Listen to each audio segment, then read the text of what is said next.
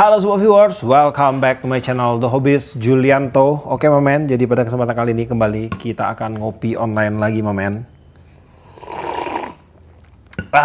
Mantap bro. Hari ini saya akan balik lagi untuk membahas racun terbaru dari brand tukang racun di Indonesia, apalagi kalau bukan dari brand Daido men. Hari ini kita akan membahas tentang Daido Kestrel, Kestrel aja ya, Kestrel. Untuk real Daido Kestrel ini menjambangi kelas Daido bundle untuk basic dari Daido men, dimana untuk belakangan kan Daido sering ngeluarin yang mehong-mehong tuh. Nah ini nih dia yang harganya budgetnya real budget buat kita semua, tapi walaupun dia budget, untuk barang ini dia udah bagus punya men dan udah rekomendasi. Oke, sekarang langsung aja saya akan baca dulu untuk spesifikasi pada reel ini. Dia menggunakan 6+1 ball bearing, gear rasionya di 5.2/1, max drag di 11 kilo. Line capacity nanti akan kita bacain. Kemudian dia menggunakan teknologi terbaru Zero Drive dari Daido. Kemudian MTD ini bahannya standar felt ya. Lalu RPG 2 pada bagian bodi dan rotor, dan waterproof 6.0. Lalu langsung aja akan kita unboxing dalam pembelian untuk real Daido Kestrel ini. Kita dapat aja nih. Ya, ini ada handle-nya, kemudian ini ada railnya, kemudian di sini ada skematik dan juga ada spare-nya berupa washer dan juga clicker. Lalu di sini juga ada stikernya. Stiker saya ambil ini buat tempel-tempel men. Dan untuk reel ini dia hadir dalam 5 pilihan ukurannya, mulai dari size 1000, 2000, 3000, 4000, loncat ke 6000. Untuk 4000 dan 6000-nya itu dia ada emblem RK pada bagian belakangnya, yaitu round knob. Jadi di size 4000 dan 6000 dia menggunakan tipe round knob. Kalau untuk size 2000, 3000 dia pakai T-bar seperti ini. Dan untuk size 1000-nya nanti dia pakai yang flat bar, yang kayak handle casting gitu, knob casting. Kemudian untuk penampakan Daido Kestrel ini, pada bagian bodi dan rotor dia menggunakan pewarnaan warna hitam glossy. Ini mengkilat semua. Pada bagian spool dia diberikan aksen berwarna gold di sini. Kemudian untuk handle ini warna hitam glossy juga. Nah, tampilannya seperti ini men, kurang lebih. Dan untuk reel ini pada bagian bodi dan rotor dia menggunakan bahan RPG 2 atau Reinforced Power Graphite 2, di mana untuk bahan RPG 2 ini diklaim lebih kuat 20% jika dibandingkan dengan bahan standar grafit biasa. Untuk bagian bodinya ini di reel arm terutama dia menggunakan desain yang solid ya. Tidak ada bolongan pada bagian tengah. Sebenarnya sih ini basicnya ada bolongan men, cuman dia ditutup tuh. Jadi dia nggak nembus. Tapi di sini tetap dia ada cekungan ke dalam, masuk ke dalam sini men. Kemudian untuk tingkat kekakuan pada bagian reel armnya pada saat saya pasang ke joran dan saya berikan tekanan, ini udah kaku sekali. Tuh, udah tidak ada pergerakan berarti lagi. Terbilang sangat kaku untuk sebuah bahan non metal. Lalu pada bagian rotor untuk reel ini juga menggunakan bahan RPG 2. Untuk rotornya ini tingkat kekakuannya juga udah bagus, udah kaku. Untuk jeda rotor bisa dibilang 0 jeda sih, nggak ada jeda sama sekali men. Adapun tipis sekali, cuma di sepersekian mili aja, nggak sampai 1 mili. Ini udah bagus, membuktikan bahwa sistem one way-nya itu udah bekerja dengan baik. Kemudian pada bagian one way-nya di sini dia tidak menggunakan switch lagi. Sebenarnya untuk molding rail ini dia masih pakai switch ya di sini.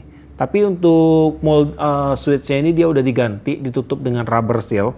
Jadi dengan penggantian seperti ini, celah masuknya air ke dalam bagian one way system itu akan tertutup. Kalau dia ada switch-nya itu, dia kalau kena cipratan dari bawah dia bisa ngikutin lubang switch-nya itu masuk langsung ke bagian one way systemnya men. Jadi agak rentan terhadap air. Dengan sistem seperti ini dia agak lebih tercover, lebih aman dari air. Lalu pada bagian handle dia menggunakan handle dengan bahan metal tipenya one piece. Knopnya pakai knop T-bar. Ini adalah lapisan rubbernya. Untuk knob pastinya dia udah removable rivet di bagian dalam, bisa dibongkar pasang men. Lalu untuk knobnya ini dia disupport dengan satu buah bushing. Bushingnya berbahan metal, dan buat teman-teman semua mungkin yang mau mengganti bushingnya ini pakai ball bearing, size-nya dari 3,5 x 7 x 2. Untuk sistem pemasangan handle dia menggunakan sistem screw in handle, di mana untuk lockingnya pasti dia udah quick lock ya, karena dia udah menggunakan sistem one piece. Jadi pada saat dia padat, nah langsung kunci dia, nggak bisa diputar lagi. Untuk drive gear ini masih ada space tipis saja. Ini udah presisi men. Untuk handle nggak ada oblak padat, rotor ada bentar. Oh, nggak ada space. Ini pas banget. Stop and go. Enak banget, nggak ada jeda baliknya. Kemudian untuk handle dia bisa interchangeable ya. Bisa dipasang di sebelah kiri dan juga bisa dipasang di sebelah kanan railnya. Kemudian pada bagian spool untuk rail ini dia menggunakan bahan metal. Untuk spoolnya ini dia menggunakan tipe regular spool. Size spoolnya ada di untuk lubang penempatan mainline 17,86. Dalamnya itu kurang lebih di sekitar 8,1 mili. Untuk bibir spool sudah diberikan lapisan anodize yang akan membuat permukaan dari spoolnya ini lebih licin, kemudian dia akan lebih friendly ya ke bagian mainline. Jadi pada waktu kita mau ngejar long cast ini sangat mendukung sekali nih. Pada bagian tutup spool dia menggunakan tipe yang masih agak sedikit tinggi, tapi pada bagian bibir sampingnya ini dia udah masuk ke dalam jauh sekali. Harusnya ini udah akan aman dari penyentuhan. Waktu terjadi twisting effect, dia tidak akan menyentuh bagian sini men. Karena dia udah dalam kayak gini ya. Kecuali dia di luar sini. Pada bagian tutup spool sudah dilengkapi dengan karet seal. Lalu untuk spoolnya ini juga dia sudah disupport dengan ball bearing support yang ada pada bagian sini. Kemudian untuk bagian drag sistemnya di sini dia terdiri dari berapa layer? Ada 6 layer sih. Nah ini dia ada 6 layer untuk drag sistemnya. Ada 3 drag washer berbahan felt. Kemudian ada 3 buah key washer dan dishwasher berbahan metal. Untuk bahan dishwasher dan key washernya ini dia masih mengandung bahan besi yang cukup tinggi men. Nah jadi ini menggunakan metal biasa. Kemudian di bagian drag sistemnya ini saran saya pada teman-teman semua bisa ditambahkan grease untuk bikin kerja dari dragnya itu jadi lebih smooth men. Karena untuk bawaan pada rail ini dia masih ada oilnya tipis aja, nggak terlalu banyak. Jadi kalau kita kasih grease lagi dia akan jadi lebih empuk untuk kinerja dari drag sistemnya ini. Dan untuk max drag pada rail ini untuk size 3000 yang di tangan saya ini, itu ada di 11 kg. Kemudian untuk kinerja dari drag sistemnya, di sini terasa empuk. Tidak ada kesetnya men, ini untuk drag kecilnya.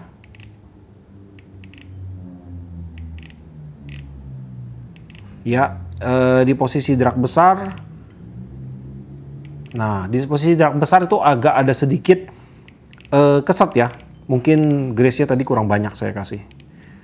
Nah, ini ada agak sedikit keset. Jadi untuk menguranginya sih kalian bisa tambahin grease lagi. Harusnya sih dia bisa lebih empuk. Nah, untuk drag besarnya. Tuh.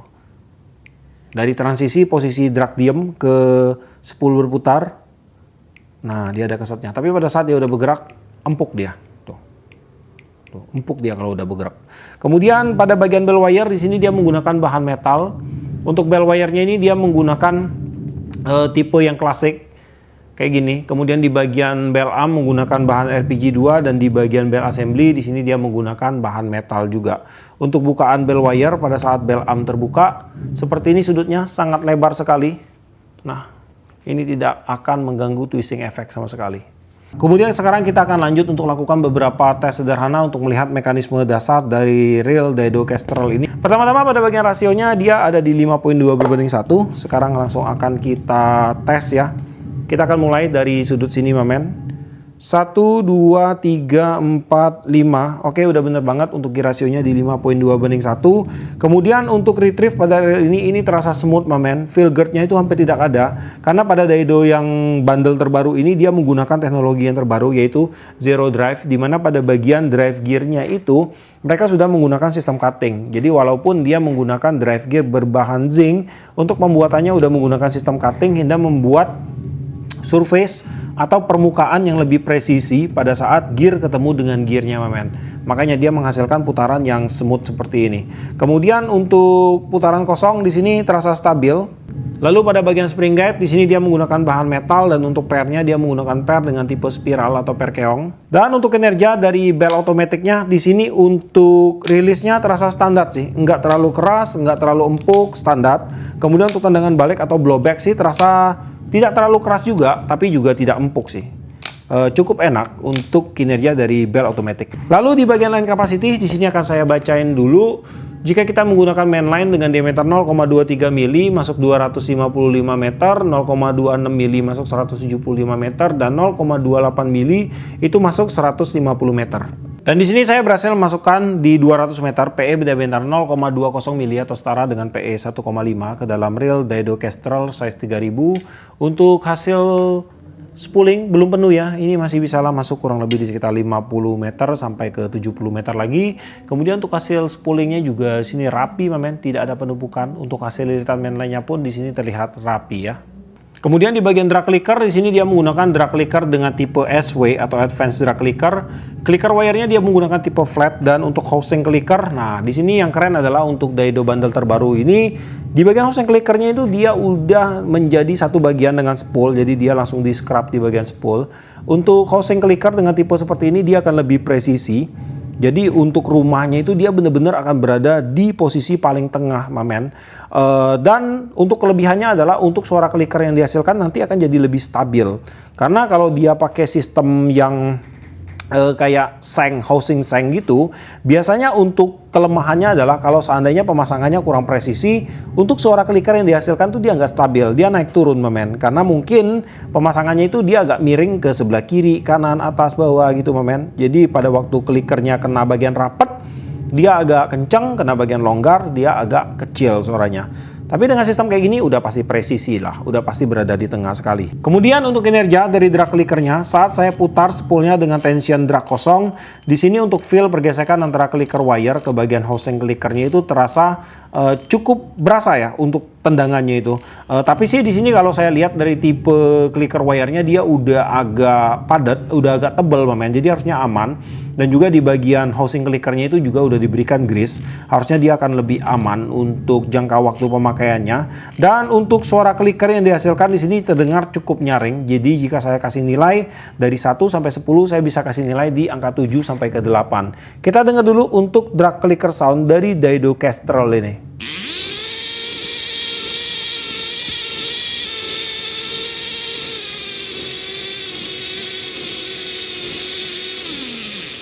Lalu pada bagian line roller di sini dia terpasang presisi mamen, tidak ada space pada bagian line rollernya ini, dan untuk line roller pun dia terasa sensitif ya. Kemudian pada bagian line rollernya di sini dia menggunakan bahan stainless steel, dan untuk line rollernya ini dia udah disupport dengan satu buah ball bearing support. Untuk ball bearingnya sih seharusnya ini dia udah menggunakan stainless steel ball bearing, cuman mungkin untuk ball bearingnya ini walaupun dia udah stainless steelnya ini masih grade rendah ya. Dan di sini untuk kinerja dari line rollernya udah saya cek untuk pergerakan mainline cepat, lambat ataupun tersendat-sendat.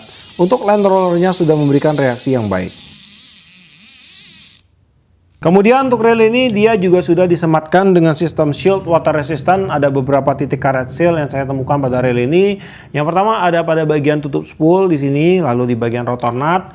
Kemudian di bagian sini pengganti untuk switch one way-nya diberikan karet seal. Di bagian dalam one way system juga nanti akan ada karet seal. Dan di bagian AC cap di sini, AC cap juga sudah dilengkapi dengan karet seal, dan juga di bagian sambungan handle dia juga sudah dilengkapi dengan karet seal.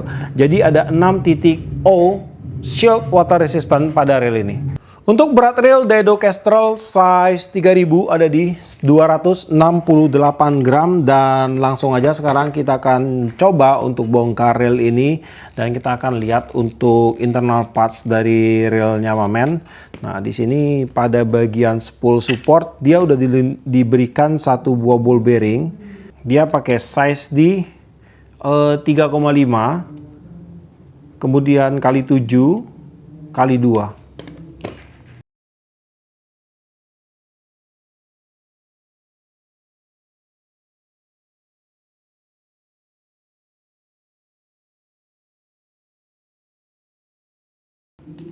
Nah, di sini pada bagian pemasangan untuk main shaftnya dia sudah terpasang cukup dalam, jadi ini ada dudukannya dan akan membuat main shaftnya ini dia jadi lebih kokoh untuk bagian joinnya ya, dengan bagian oscillating slider. Kemudian pada bagian main shaftnya ini dia sih menggunakan bahan standar, ini menggunakan bahan metal yang masih mengandung tingkat besi yang cukup tinggi.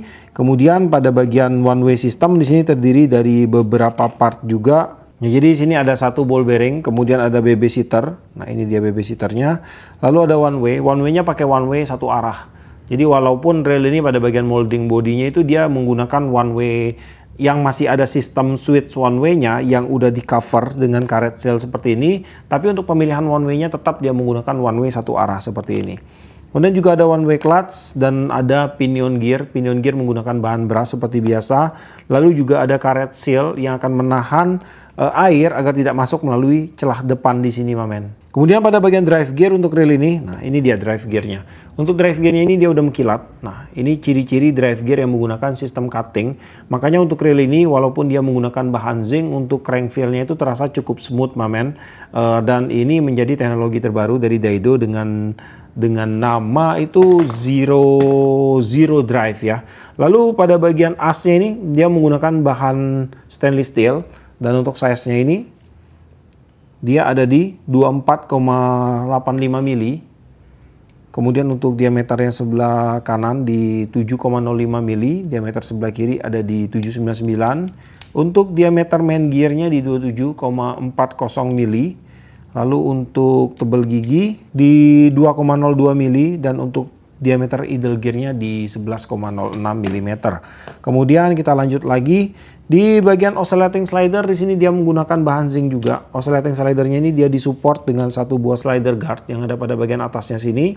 Kemudian di sini untuk bagian oscillating gear dia tidak di-skrup ya. Jadi dia tinggal cabut aja kayak gini. Tidak ada pengaman skrupnya.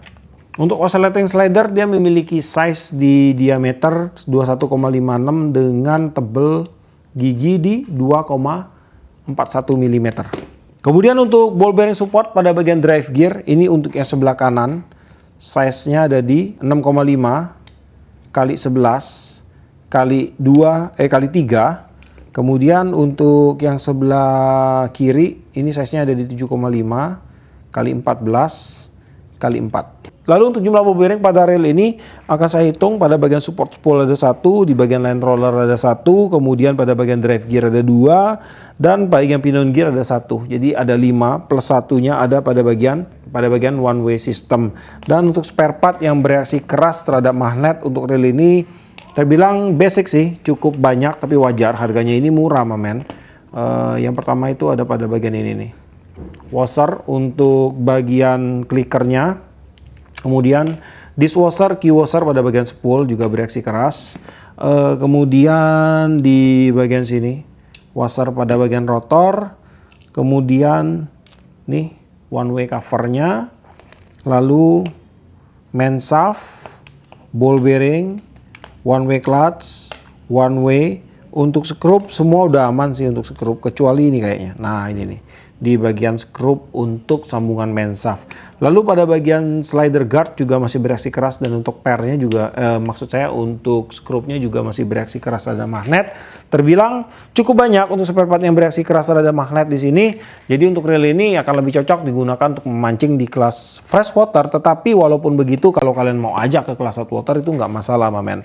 Untuk membuatnya menjadi lebih awet pada waktu pertama kali pembelian, kita bongkar dulu untuk reelnya. Terus kita lakukan grease proteksi yang baik pada reelnya dan juga pada saat pemakaian itu untuk perawatan wajib dilakukan secara intensif dan berkala.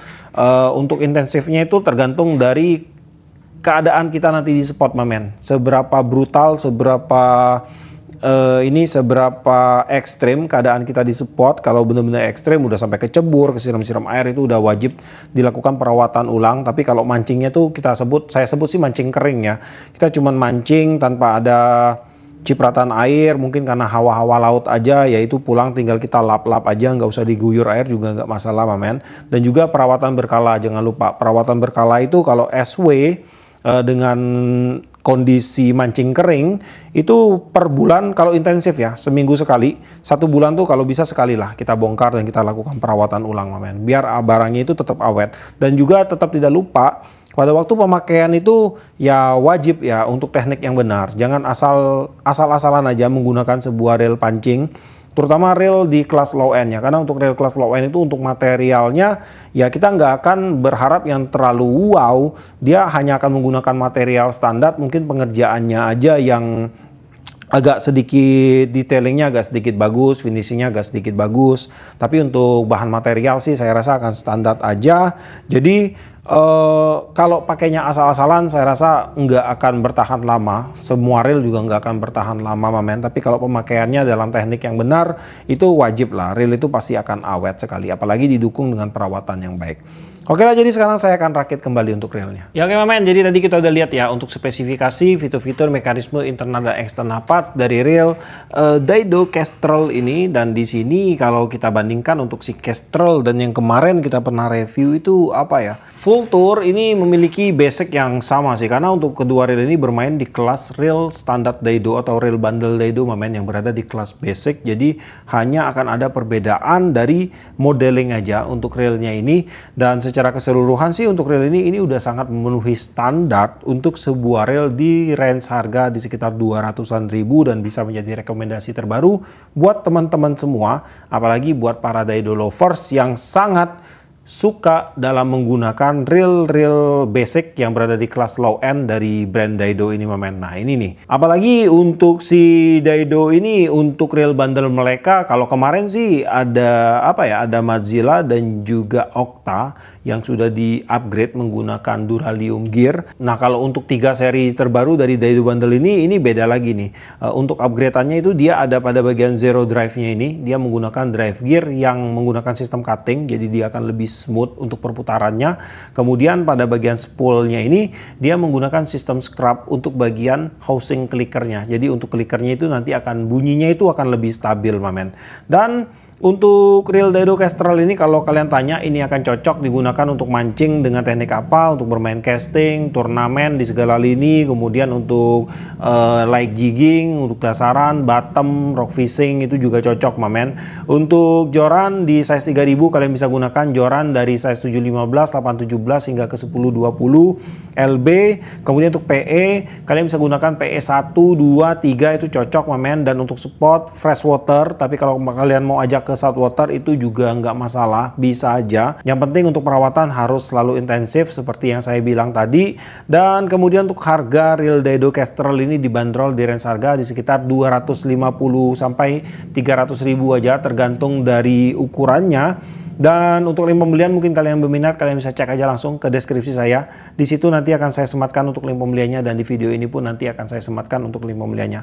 Oke, jadi sampai di sini dulu untuk videonya kali ini. Buat kamu yang suka video ini, jangan lupa kasih like, komen, bantu share video ini. Dan jika kalian bersedia, silahkan di subscribe biar kalian tidak ketinggalan video terbaru dari saya. Dan tetap jangan lupa, salam satu hobi dalam lensa.